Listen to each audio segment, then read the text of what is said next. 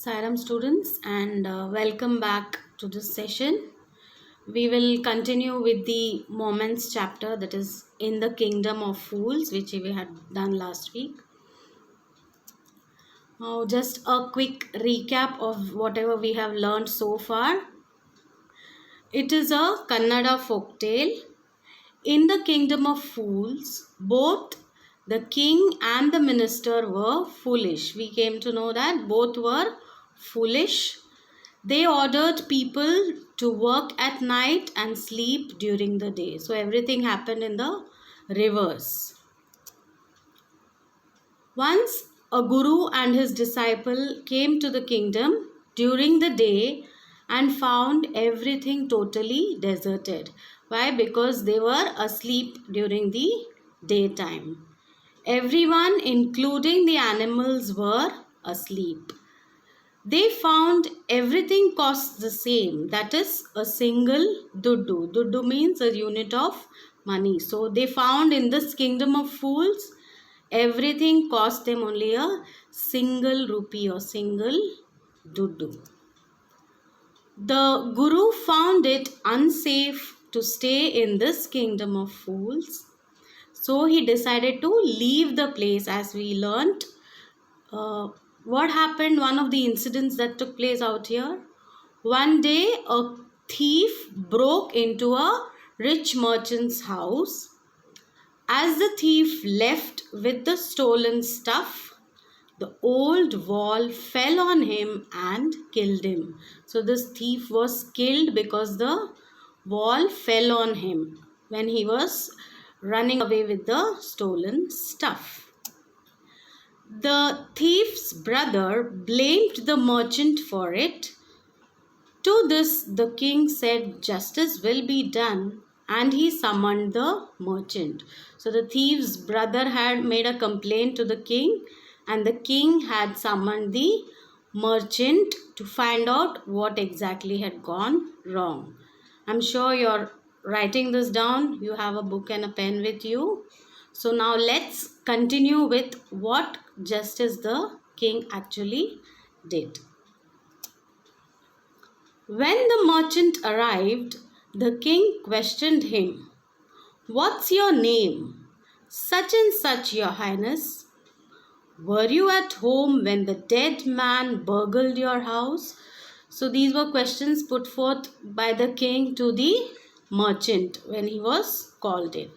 So he had given his name and he wanted to find out whether he was actually present in the house when the thief had come into the house.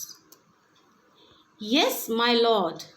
He broke in and the wall was weak. It fell on him." So he explained to the king that he was there at home and the wall, being very weak, fell on him. The accused pleads guilty. "Your wall killed this man's brother. You have murdered a man. We have to punish you." So the king here said that you are guilty because you killed this person, this thief. So you have murdered this man, so you have to be punished for this. "Lord," said the helpless merchant, "I didn't put up the wall. It's really the fault of the man who built the wall. He didn't build it right. You should punish him." So now here the merchant pleaded to the king, saying that he was not responsible for this. It was the person who actually built the wall who was responsible for this. So you need to punish him, not the merchant himself. So the king found out who is that. He wanted to find out who this person actually was. "My lord, this wall was built in my father's time. Know the man. He's an old man now.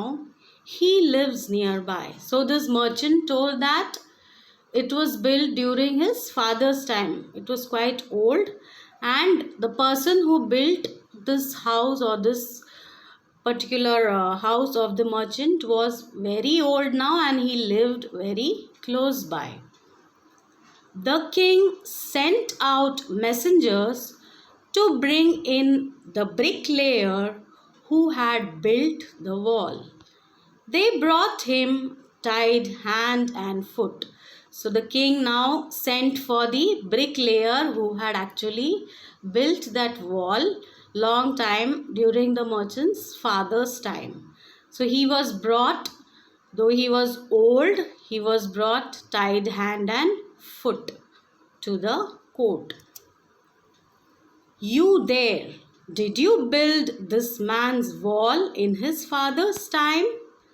So the king now questioned this bricklayer whether he had actually built that particular wall.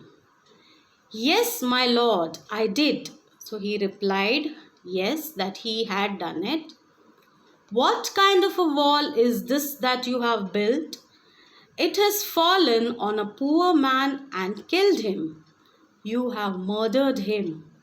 We have to punish you by death. So now the blame was totally on the bricklayer. So here the king told that he had to be punished because he had killed this particular poor man, that is the thief, as the wall that was built by him long ago was very weak.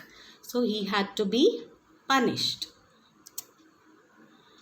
Before the king could order the execution, the poor bricklayer pleaded, please listen to me before you give your orders.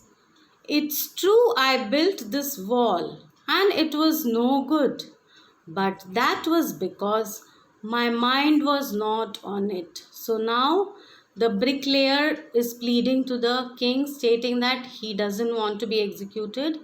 He wanted to explain what was actually the reason that he was not able to build a strong wall so that he could avoid this execution. Now, so the bricklayer here is now trying to put the blame on somebody else. Now let's see whom he is blaming. I remember very well a dancing girl who was going up and down that street all day with her anklets jingling, and I couldn't keep my eyes or my mind on the wall I was building. You must get that dancing girl. I know where she lives. So now the bricklayer has shifted the blame to the dancing girl. He says that because this dancing girl was moving up and down the street with her anklets jingling, so he couldn't avoid but keep staring at her, so he was unable to build a strong wall.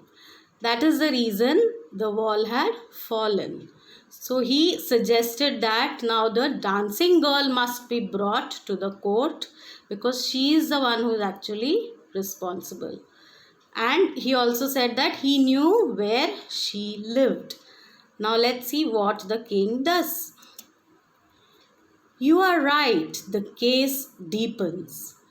We must look into it. It is not easy to judge such complicated cases. Let's get that dancer wherever she is. Now this foolish king has tried to complicate the case. He felt that the case is getting complicated and felt very proud about it because he was trying to solve it. So now he asked for the dancer to be brought to the court. The dancing girl, now an old woman, came trembling to the court. She was already old now, so she came down to the court trembling. Did you walk up and down that street many years ago while this poor man was building a wall? Did you see him? So now the king is questioning this girl, this dancing girl, whether she moved up and down this street. Yes, my lord, I remember it very well.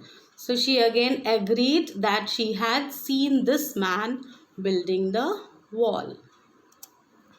So you did walk up and down with your anklets jingling. You were young and you distracted him, so he built a bad wall. It has fallen on a poor burglar and killed him. You have killed an innocent man. You will have to be punished. So now the king again said that she had distracted the bricklayer because he was getting attracted towards her anklets. That is the reason he had built a bad wall. Also, because of that, this poor burglar had been killed as the wall had fallen on him. So the king here suggested that she had to be punished. Now what happens next? She thought for a minute and said, "My lord, wait. I know now why I was walking up and down that street. I had given some gold to the goldsmith to make some jewelry for me. He was a lazy scoundrel." Scoundrel means he was very dishonest person. So now here the dancing girl said that she was able to remember why she was actually walking up and down that street, which distracted the bricklayer. She said that she had given some gold to the goldsmith so that he could make some jewelry for her, but he was a very lazy person, a dishonest and a lazy person. He made so many excuses, said he would give it now and he would give it then, and so on all day. He made me walk up and down to his house a dozen times. That was when this bricklayer saw me. It's not my fault, my lord. It's the damned goldsmith's fault. Now you see here again the blame has now shifted to the goldsmith. So now here the dancing girl says that because he was not giving her the jewelry on time, she had to walk up and down the street so that she could get the gold. Poor thing, she is absolutely right, thought the king, weighing the evidence. We have got the culprit at last. Get the goldsmith wherever he is hiding at once. So now the king here again said that this girl is innocent. She is not at all to be punished. It is actually the goldsmith who needs to be punished. So the king here felt that he had found the culprit at last. So he summoned the goldsmith to the court. The king's bailiffs searched for the goldsmith who was hiding in a corner of his shop. When he heard the accusation against him, he had his own story to tell. Now, who are bailiffs? They are certain officers who try to safeguard the law of the kingdom. So the king sent for the goldsmith, and when the goldsmith found that there were accusations against him, he again made up a story. He had his own story to tell. So what was this story? The goldsmith said, "My lord," he said, "I am a poor goldsmith. It's true I made this dancer come many times to my door. I gave her excuses because I couldn't finish making her jewelry before I finished the rich merchant's orders. They had a wedding coming up and they wouldn't wait. You know how impatient rich men are." So now here the goldsmith said that he did not deliberately make this dancer move up and down the street, but then he had to fulfill a bigger order made by the merchant because there was a wedding in that particular family. So he was unable to complete this order of the dancing girl. So he was not to be blamed. Who is this rich merchant who kept you from finishing this poor woman's jewelry made her walk up and down, which distracted this bricklayer, which made a mess of his wall, which has now fallen on an innocent man and killed him. Can you name him?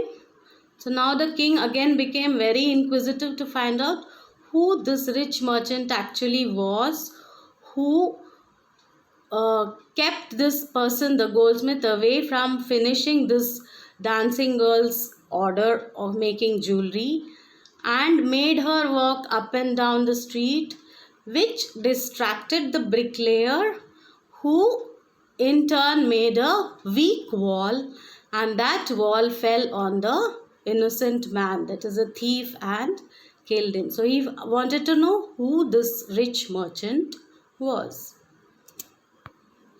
The goldsmith named the merchant, and he was none other than the original owner of the house whose wall had fallen. Now justice had come full circle, thought the king, back to the merchant. So now they found out that the merchant was none other than the person who owned that house whose wall had actually fallen. So now some kind of a justice had to be done. So the king was thinking what has to be done, and so he went back to the merchant to find out what needs to be done. So you see here, finally it was the merchant's name which has come into the picture. When he was rudely summoned back to the court, he arrived crying, "It wasn't me, but my father who ordered the jewelry. He is dead. I am innocent." So now here the merchant came down. He cried saying that he did not order the jewelry, but it was his father who had actually ordered the jewelry. And now he was no more. He was dead, saying that he himself is innocent now. So his father was actually to be blamed. But the king consulted his minister and ruled decisively. "It's true your father is a true murderer. He is dead, but somebody must be punished in his place." So the king now consulted the minister and they decided that somebody needs to be punished. "You have inherited everything from that criminal father of yours, his riches as well as his sins. I knew at once, even when I first set eyes on you, that you were at the root of this horrible crime. You must die." So now they decided that he had inherited everything from his father, so even this needs to be on him. So he needs to die for whatever his father had done. And he ordered a new stake to be made ready for the execution. What's a stake? Where it's a wooden post wherein the execution actually takes place. As the servants sharpened the stake and got it ready for the final impaling of the criminal, it occurred to the minister that the rich merchant was somehow too thin to be properly executed on the stake. So they found that the stake was ready, but however they found this merchant was very thin and he couldn't properly fit into that particular stake which had been prepared. So what needs to be done now? He appealed to the king's common sense. The king too worried about it. Now both the foolish king and the minister began to think what needs to be done now, because the merchant was too thin. "What shall we do?" he said, when suddenly it struck him that all they needed to do was to find a man fat enough to fit the stake. So here they decided that they have to find a person who is fat enough so that he could fit that particular stake that was prepared for execution. They did not actually find the culprit. They just wanted one person who was fat to fit that stake. The servants were immediately sent all over the town looking for a man who would fit the stake, and their eyes fell on the disciple who had fattened himself for months on bananas and rice and wheat and ghee. So, when the servants began searching for a fat man, all eyes fell on the disciple, the Guru's disciple who had stayed back in the kingdom because he enjoyed eating, as everything was available for a single rupee. So he had fattened himself eating all the bananas and rice and wheat and ghee. So the servants thought that he would be the perfect man who would fit that stake prepared for execution. So you see how foolish this kingdom, the people in this kingdom are. So what happens next, whether the disciple is actually executed or not, we will see it in the next class. So here we saw that there was total blame being shifted from the merchant to the bricklayer to the dancing girl, then to the goldsmith, and back to the merchant at the end. So let's continue with this chapter in the next class. Now you will get a link wherein you have to answer the questions and submit the same on that particular link. Thank you.